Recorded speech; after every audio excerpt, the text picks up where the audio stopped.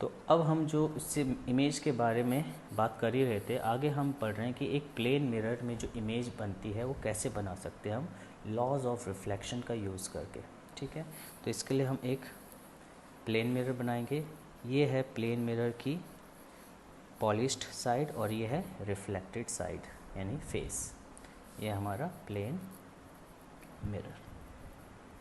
ठीक है, और यहाँ पे एक हम लाइन खींच लेते हैं रेफरेंस के लिए और ये एक ऑब्जेक्ट रख देते हैं। यहाँ पे हमारा जो ये ऑब्जेक्ट है एक लाइन ऑब्जेक्ट है, क्योंकि हमने एक लाइन खींची है तो इसको हम लाइन ऑब्जेक्ट कहेंगे। और इसका एरो हम यहाँ पे लगा देते हैं ये दिखाने के लिए कि ये इसका टॉप है और ये इसका बॉटम है। तो यहाँ पे ए लिख लिया और यहाँ पे बी, तो ये हमारा क्या है ऑब्जेक्ट। ऑब्जेक्ट है आपका ए बी। तो अब हमें इमेज बनानी है, तो कैसे बनाएंगे देखो। किसी भी पॉइंट से ऑब्जेक्ट के इस लाइन ऑब्जेक्ट के ऊपर कितने पॉइंट है, इनफाइनाइट। ठीक है, तो आप केवल एक पॉइंट लोगे इमेज फॉर्मेशन के लिए और वो पॉइंट होगा आपका ये टॉप वाला। ठीक है, तो अब क्या करोगे आप देखो, ये ए पॉइंट से एक लाइट रे इस मिरर की तरफ लाओ,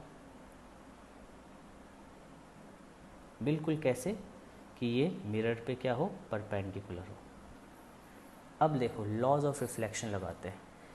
ये है पॉइंट ऑफ इंसिडेंस, तो नॉर्मल भी इसी के ऊपर होगा ना। देखो इसी के ऊपर मैं ये डॉट लगा रहा हूँ, तो नॉर्मल भी यही है और आपका इंसिडेंट रे ये आ गई, टकराने के बाद क्या होगा, रिफ्लेक्शन होगा। बताओ कहाँ जाएगी वो लाइट रे जो नॉर्मल के अलोंग आती है, उसके साथ साथ आती है, रिफ्लेक्ट होने का बिल्कुल बाउंस बैक करती है, क्योंकि एंगल ऑफ इंसिडेंस भी जीरो है और एंगल ऑफ रिफ्लेक्शन भी जीरो है, तो ये वापस चलेगी। ठीक है, अब एक और दूसरी लाते हैं, वो इस पॉइंट पे मीट करवाते हैं, ये हमारी मर्जी होती है। ठीक है, तो इस ए पॉइंट से और एक पॉइंट से कितने लाइट रेज निकल सकती है, infinite number of light rays और हर डायरेक्शन में।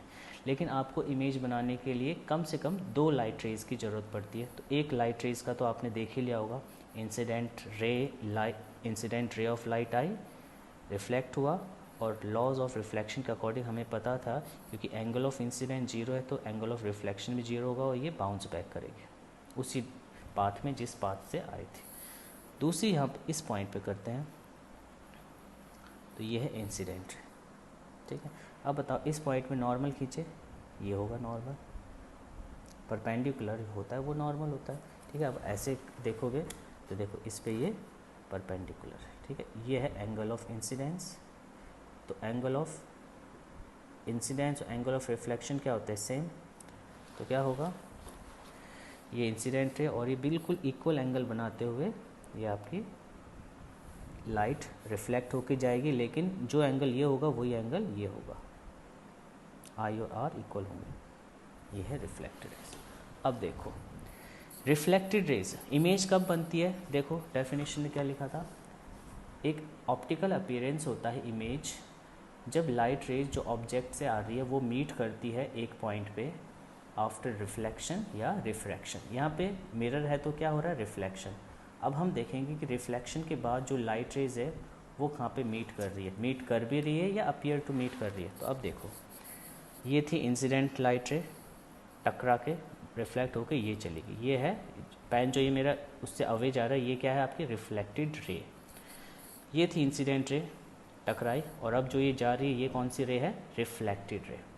अब बताओ ये रिफ्लेक्टेड रे, ये रिफ्लेक्टेड रे आगे अगर जाती रही तो ये मीट करेंगे नहीं, ये एक दूसरे से और दूर होती जाएगी और ये एक्चुअल में कभी भी मीट नहीं करने वाली है। तो अब हम क्या करेंगे, इनको पीछे की तरफ बैकवर्ड डायरेक्शन में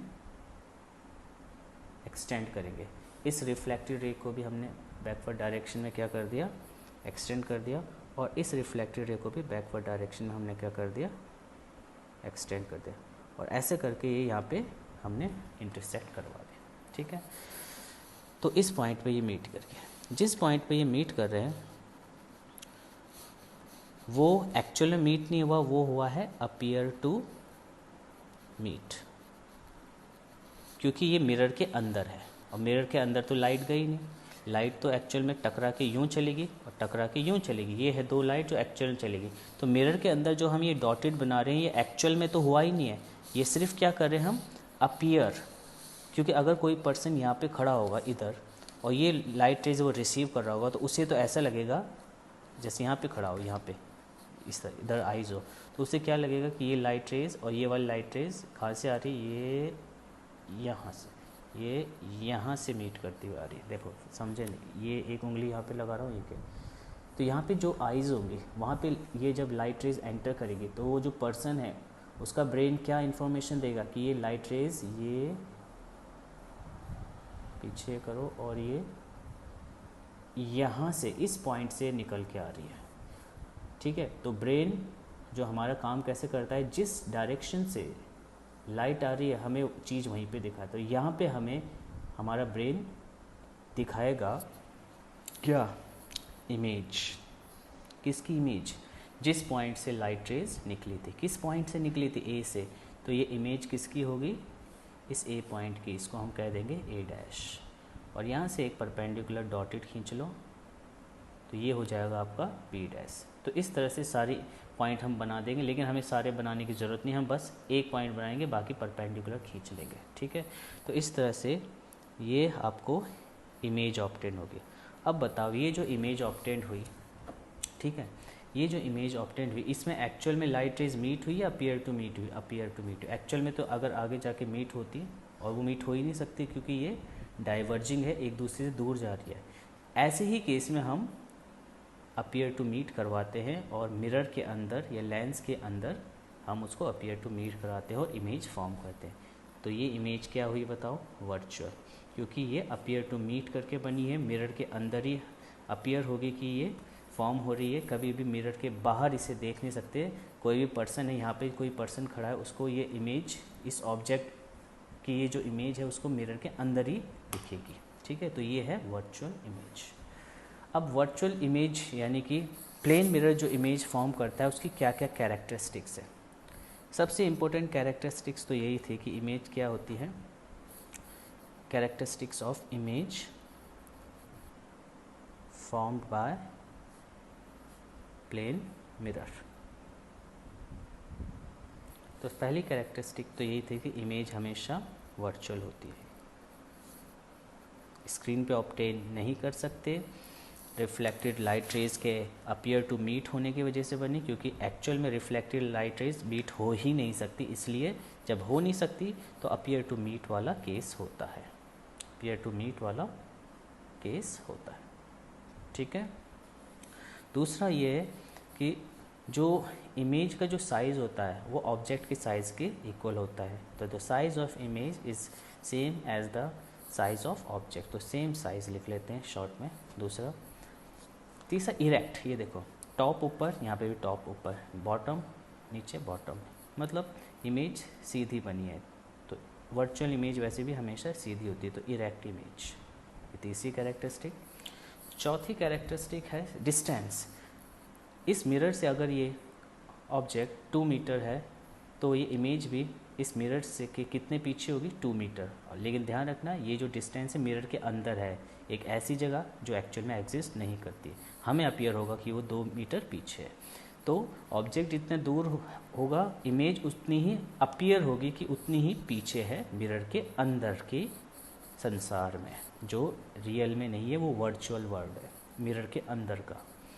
ठीक है, तो क्या लिखेंगे, सेम डिस्टेंस, जो इमेज का डिस्टेंस है और जो ऑब्जेक्ट का डिस्टेंस है मिरर से वो सेम है। अब पांचवा है, ये आप जानते हो, लेटरल इन्वर्जन, यानी कि right becomes left and left becomes right, यानी कि मिरर के आगे अगर आप ऐसे आर लिखो, आर जो दिखाओ, तो मिरर के अंदर उसकी इमेज कैसे बनेगी, ऐसे। ठीक है, यानी कि ये वाला जो लेफ़्ट था वो इधर क्या हो गया, राइट, और जो राइट था वो लेफ़्ट हो गया।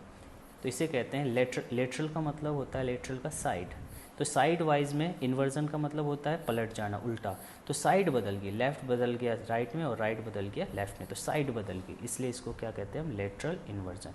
तो जो इमेज है वो लेटरली इन्वर्टेड इमेज है, तो क्या कहेंगे हम, इमेज जो ऑब्टेन होती है प्लेन मिरर से वो होती है लेटरली इन्वर्टेड।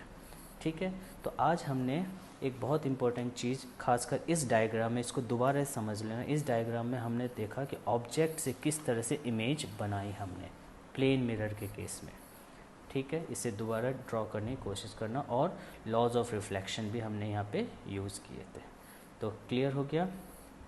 तो एक्चुअल में जब रिफ्लेक्टेड रेज नहीं मीट करती तो उन्हें पीछे की तरफ एक्सटेंड करना है, और जहाँ पे वो इंटरसेक्ट हो जाए वहीं पे आपकी इमेज मिल जाएगी, ठीक है। और ऐसी इमेज होती है आपकी वर्चुअल इमेज, ठीक है। कोई पर्सन यहाँ मिरर के आगे यहाँ खड़ा है तो उसे इमेज कहाँ दिखाई देगी, मिरर के अंदर, क्योंकि मिरर के अंदर से ही उसको लगेगा कि लाइट रेज उसकी आइज़ में एंटर कर रही है। तो ब्रेन हमें इस ऑब्जेक्ट की इमेज मिरर के अंदर यहाँ दिखाएगा। क्लियर, ठीक है।